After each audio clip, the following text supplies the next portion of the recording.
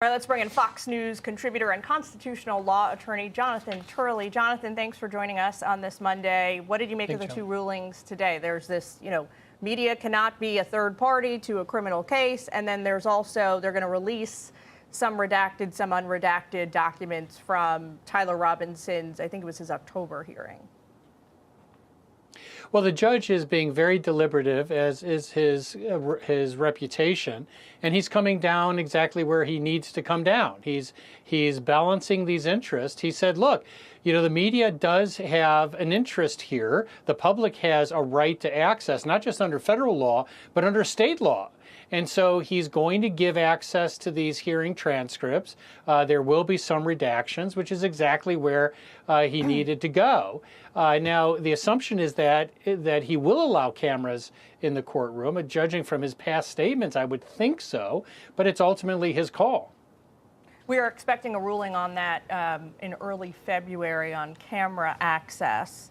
One of our colleagues, Donna Rotuno, has argued that if you want to help quell the media circus, if you want to try and help rein in some of the chaos surrounding this trial, at least politically across the country, one way to do that is to give everybody full access to ground zero, to what is transpiring in that courtroom. What do you make of that? Well, I think that's true. But there's also a long tradition in the United States. The framers wanted trials to be public for a reason. They wanted the public to be able to see justice being done. It's pretty archaic to say, well, if you wait for days in line, maybe you'll be one of a couple dozen people in the courtroom, when everyone could be able to be part of that public trial. And I think that it's very important for the public to see this.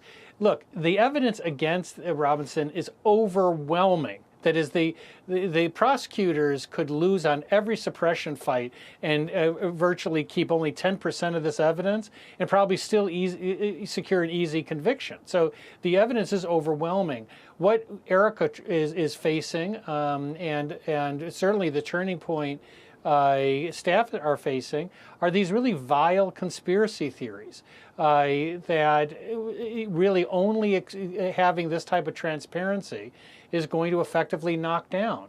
We do need this exposure. I think the judge should consider that.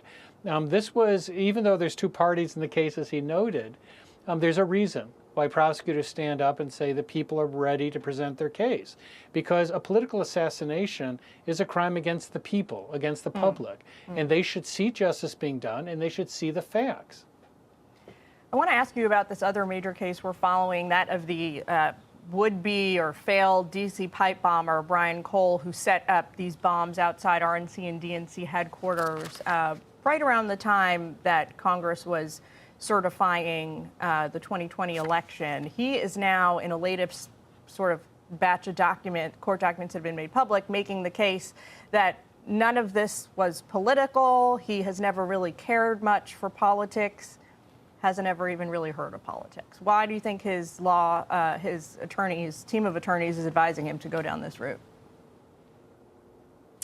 Well, there's not really a very good path for him. It's much like the Robinson defense.